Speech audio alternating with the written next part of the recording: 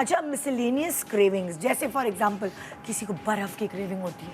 मेरी बहन प्रेगनेंसी में जो फ्रीजर की बर्फ नहीं होती है जो वो कुरच के खा रही होती थी, गंदी। मैं कहा ये क्या है, ये चौक सीसा, इसको हम पाइका कहते हैं। मिर्चें, वो दीवार की मिट्टी, चूना, मुल्तानी मिट्टी, सॉइल, मुल्तानी मिट्टी।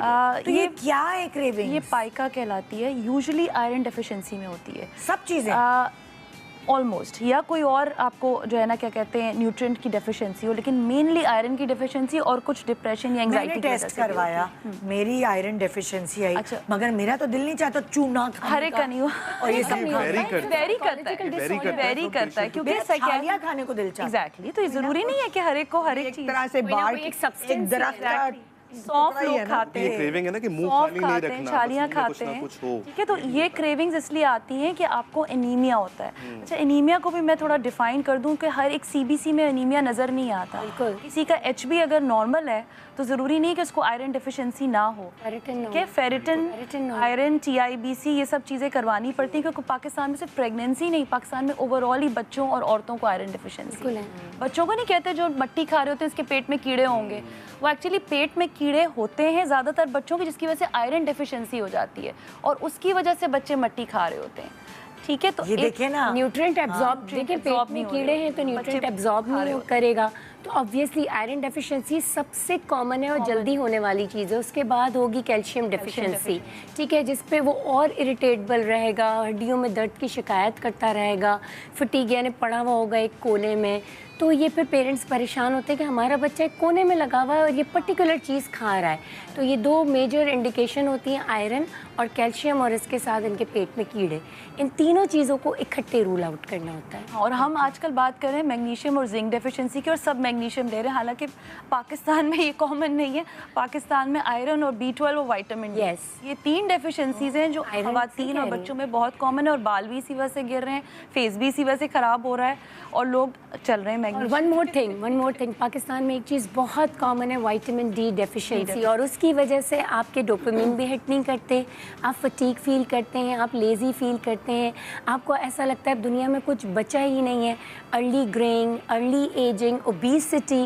विटामिन डी जब हम लोगों के लेवल चेक करवाते हैं ना निदा, 18, 17, 9, 7, 20, ऐसा लगता है माँ का दूध पिया उसके बाद दूध पिया। 7 पर तो जब मेरे पास पेशेंट आता है मैं कहती हूँ भाई तुम चल कैसे रहे हो, 7 लेवल्स के साथ आए हो।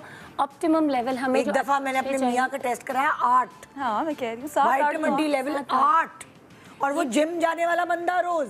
सोचिए ज़्यादा तो विटामिन डी के खाने जो खाएं जो कि इनरिच और विटामिन डी है, जिसमें हम अंडे की जर्दी को तो सबसे ज़्यादा बुरा समझ के निकाल देते हैं। अगर वो अच्छा ना होता अंडे में जर्दी तो अल्लाह ताला देता ना मुर्गी के साथ जर्दी, ठीक है ना। तो जो अल्लाह ने चीज़ अपनी, अल्लाह ताला की एक साइंटिफिक चीज़ बनी हुई है ना, तो आप उसको खाएं।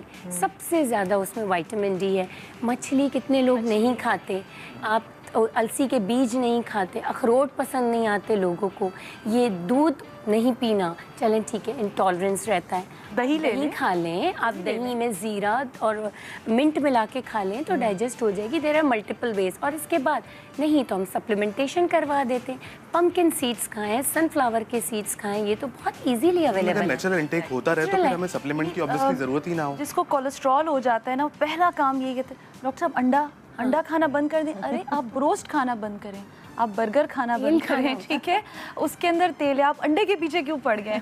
और अगर मैं कहूँगी कि नहीं अंडा खा, तो वो ऐसे यूँ देखेगा ना कि ये पता नहीं कैसी डॉक्टर है कि अंडा ना मैं ठीक नहीं, मेरी डिग्री पे शक हो जाता है, ठीक है। तो ये हमारा एक कल्चर बन गया है कि हमने अंडा बंद करना है और हमें ब्रोस्ट खानी है, ठीक है, हमें समोसे खाने, सही है, और हमें पाए भी खाने ऊपर से तरी डाल के उस पर। ये थोड़ा सा नेचुरल फैट सारे बहुत अच्छे हैं क्योंकि वो आपकी बॉडी में जाके मेटाबोलाइज कर देते हैं, आपकी बॉडी को हीट और एनर्जी प्रोवाइड करते हैं। आर्टिफिशियल फैट जितने भी एडेड फैट्स हैं वो जाके सिर्फ और सिर्फ लिवर पे जमते हैं, तो उसके बाद फैटी लिवर होता है, फिर कोलेस्ट्रॉल होता है, अल्टीमेटली डायबिटीज। अच्छा, आपको होती है रुबीना जी विटामिन डी की कमी कभी? Not really, not that I ever felt it, क्योंकि मेरा ख्याल है जो मेजर साइन है विटामिन डी की कमी का वो लेथार्जी है। Am I right or wrong? हाँ, लेथार्जी भी है वन ऑफ। आप सुस्त हो जाते हैं, आपको चलना मुश्किल है, या चलते हुए आप लड़खड़ा सकते हैं या कुछ भी।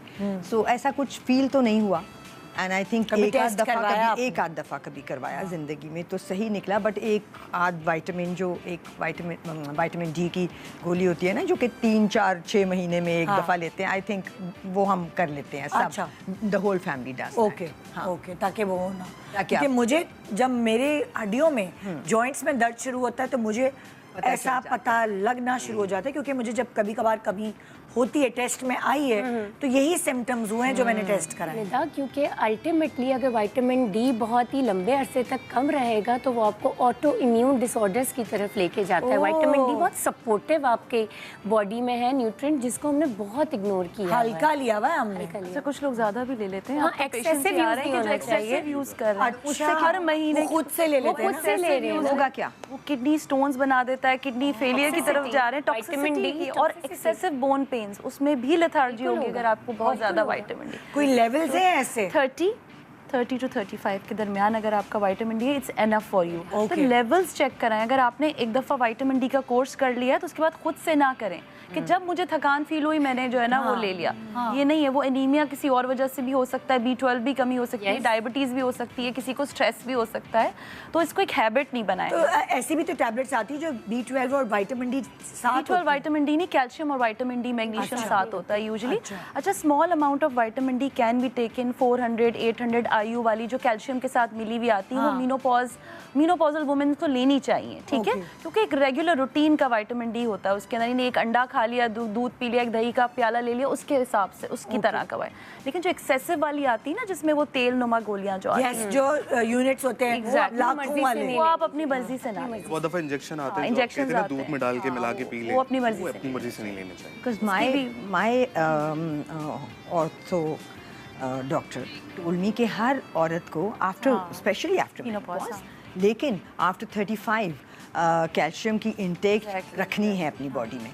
और कैल्ट्रैक्ट I am taking now, it has D in it. Yes, वो स्मॉल अमाउंट होता है, बिल्कुल वो ले सकती हैं, वो आप ले सकते वो ले सकती हैं। तो वो ज़रूरी है। हाँ। But then people question that also, because उनको ये लगता है कि ज़्यादा अगर हम ले रहे हैं calcium on a regular basis तो हमारी किडनीज इम्पैक्ट हो। नहीं, वो जो नॉर्मल एक वो गोली आती है जिसके अंदर 800 कभी कभार, ठीक है, इस तरह का होता है, किसी में 600 800 1000, वो आप ले सकते हैं, लेकिन इससे ज़्यादा आपको नहीं। डर है हाँ। कि आपकी किडनीज इम्पैक्ट हो जाएंगी, पानी का इंटेक ठीक है। पानी का और ईयरली चेकअप आप ना कराएं, लेकिन उससे यूजुअली करवा लें, एक कुछ मैं आप अपनी लैब्स करवा लें, आपको Labs पता करिए, चल जाएगा checkup- कि आप बॉर्डर लाइन पर हैं, कि आप आपके डेफिशिएंसी है या